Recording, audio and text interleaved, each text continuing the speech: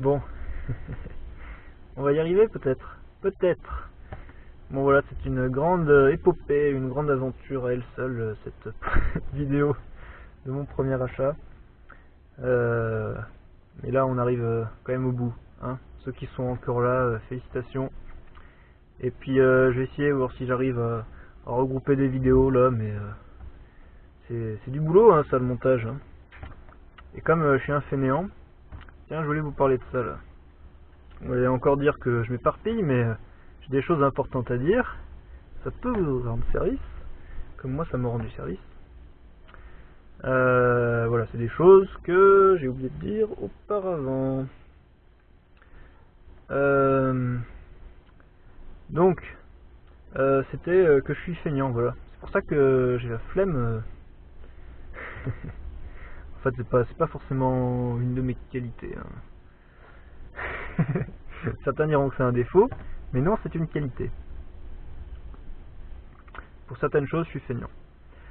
Et en fait, j'ai un prof qui disait au collège, pas au collège, au lycée, être feignant, c'est une qualité. Et pourquoi?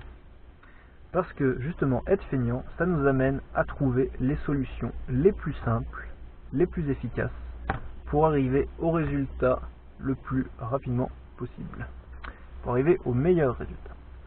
Donc en fait, voilà, ça nous amène à faire travailler notre petite tête et à trouver des solutions qui nous permettent de gagner du temps, de l'argent, voilà, d'optimiser on va dire. Donc expliqué comme ça, je suis plutôt d'accord, hein. Pas vous? Moi je suis plutôt d'accord.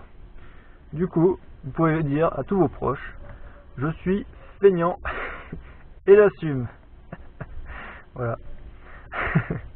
Et j'avais un autre prof qui, ça c'est un peu sur le mindset, et ça m'a bien aidé. Voilà, c'est une phrase que je me suis rappelé pas mal dans les études. Quand c'était assez dur, il y avait plein de contrôles et tout, il fallait assurer pour valider son semestre. Il y en a qui connaissent ça. Hein. Donc du coup, en fait, il disait 100% des gens motivés et qui travaillent réussissent. Et ça, il le répétait 2 fois. 100% des gens motivés et qui travaillent réussissent. Et puis là, grand silence dans la salle. Tout le monde écoutait attentivement. Bon, il y en a, je pense qu'ils dormaient, regardaient dans le vide. Enfin, et voilà, on dit, ils entendaient. Ils entendent juste, mais ils écoutent pas. Mais moi, j'ai bien inscrit ça, et ça m'a vraiment parlé. Et je me suis toujours on va dire, recentré là-dessus.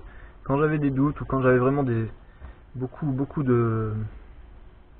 Voilà, si il y avait des périodes où j'avais des sales notes ou des choses comme ça, et ben tu te dis, on peut perdre la confiance en soi, et c'est important quand même de...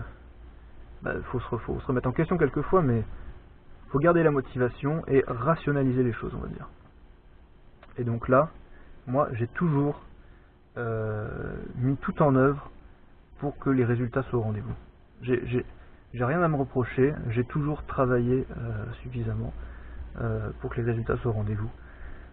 Donc, à chaque fois, pour me rassurer, je revenais là-dessus et je me disais, Robin, t'es motivé, ça te plaît, c'est génial ce que tu fais, ta formation tu l'adores, les matières tu kiffes, et tu travailles.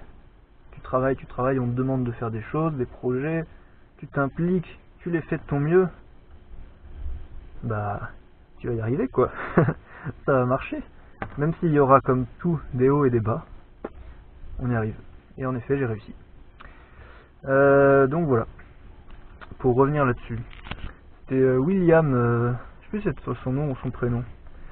Je m'étais bien souvenu de lui, c'était marrant ce prof parce qu'il nous expliquait que quand il était jeune, en fait il a toujours eu des facultés d'apprentissage.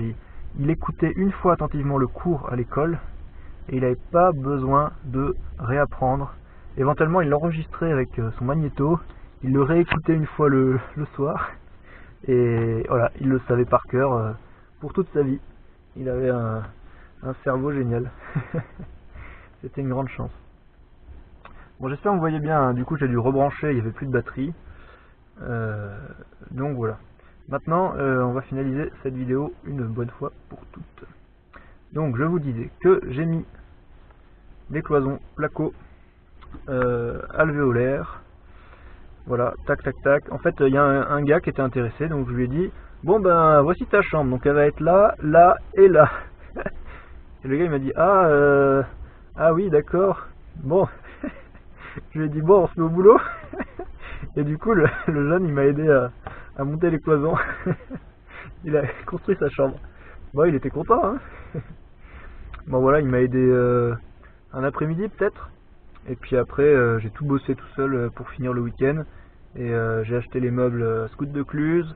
Et c'était prêt pour lui le lundi, quoi. Je crois qu'il a dormi un vendredi soir un peu entre sur le chantier, quoi, un peu à l'arrache. Et puis dès le lundi, et puis de toute façon je lui ai pas fait payer le loyer pour cette nuit là, ce serait un peu exagéré.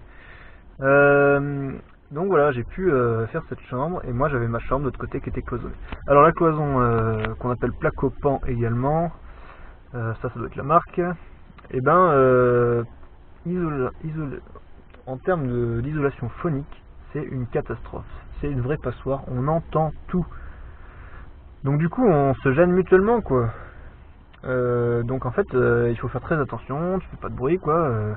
Bon, après j'ai eu un Sénégalais, Oumar, salut à toi, on est resté bons copains. Et bah lui il avait des appels Facebook Live ou je sais pas quoi avec des copains du Sénégal, et puis il parlait, il criait au téléphone assez tard le soir des fois. Donc bon, très vite j'ai adopté les boules caisses. Et puis moi par contre j'ai toujours été discret, et puis j'aime pas les laisser de traces, enfin de toute façon j'étais là pour montrer l'exemple, hein. Si moi je laissais la cuisine en bordel ou chose comme ça, alors là ce serait vraiment une catastrophe. Parce que les autres ils se diraient, ah bah moi je vais faire pareil, et même 10 fois pire. Donc ce serait vraiment une catastrophe. Donc du coup voilà, j'essayais toujours de minimiser ma présence. Donc je pense pas que j'ai gêné beaucoup les locataires, mais pour eux ils s'en rendaient bien compte, des fois ils m'entendaient, donc ils se rendaient bien compte que c'était une passoire, et donc c'était pas agréable. Donc voilà, là je déclare que maintenant j'ai un nouveau chez moi, donc ils n'auront plus à me supporter. Voilà, mon nouveau chez moi, c'est ici. Bon, j'y serai pas les mois d'hiver, hein, mais les mois d'hiver je serai sûrement à l'étranger. Voilà un peu c'est une avant-première voilà, du lifestyle, du style de vie que je souhaite avoir un peu, que je souhaite adopter. Donc là je commence tout juste un peu à bouger, à voyager. J'ai jamais encore fait de grand voyage. C'était vraiment l'objectif, hein, après l'indépendance financière, c'était de voyager, et puis de continuer aussi d'avancer dans mes objectifs dans l'immobilier, parce que j'avais un objectif, je vous en parlerai sûrement plus tard, qui était assez grand, mais je m'en rends de plus en plus compte qu'il est tout à fait réaliste. Et voilà, j'ai envie de mener ce projet et de faire en sorte d'atteindre cet objectif. Donc du coup je vais continuer les investissements immobiliers, et puis voilà, on en reparlera très bientôt. Bon, donc la colocation. Cette dernière chambre, du coup, en gros, alors je vais vous dire actuellement, parce que sinon ça ni queue ni tête. Donc actuellement j'ai pris quelqu'un pour faire le ménage, parce que je me suis rendu compte que c'était un peu la catastrophe. En fait, j'ai une deuxième colocation, c'est mon deuxième investissement, où le ménage, ça n'a jamais été trop... Si, ça a été conflictuel quand même au début, parce qu'il y en avait qui foutaient rien. Ouais. Mais depuis que je suis en bail commun, maintenant je fais un bail commun avec clause de solidarité, c'est-à-dire qu'ils sont responsables, ils doivent payer le loyer et des charges. S'ils quittent le logement, ils doivent trouver quelqu'un pour les remplacer, sinon ils continuent à payer le loyer et les charges jusqu'à 6 mois après leur départ. Donc voilà, ça c'est très bien. Bon, je vais pas rentrer trop dans le détail. Ça permet de se sécuriser soi-même et de sécuriser également le locataire. Enfin bref, c'est quelque chose qui est très bien. Et dans un secteur comme le mien sur Annecy, où il y a une très forte demande toute l'année, Il y a des périodes un peu plus calmes que d'autres, mais si on fait les choses bien, on trouve assez vite un locataire. Et donc c'est pas un souci pour les gens. Quand ils quittent le logement, ils trouvent quelqu'un assez vite pour les remplacer. Et donc cette coloc là, il n'y a pas de souci. Par contre chez moi, voilà, longtemps les locataires ils m'ont pris pour leur papa. Voilà. J'ai eu beaucoup d'étudiants et moi j'ai toujours été un peu en avance sur mon âge, assez plus mature on va dire.